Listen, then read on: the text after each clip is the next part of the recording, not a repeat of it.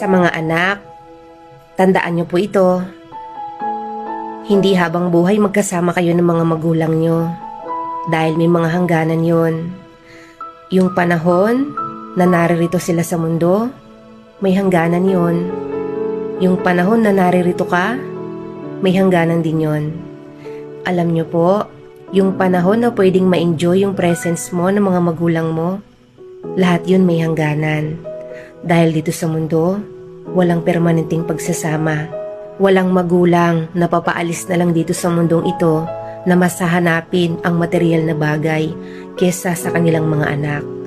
Dahil tayo bilang tao, habang nagkakaedad tayo, mas kumukunti na lang yung gusto natin sa buhay. Mas pinapahalagahan na lang natin yung mga bagay na makakapagpasaya sa atin. At alam nyo ba, yung mga magulang natin, hindi naman lahat ng pagkakataon, pera o material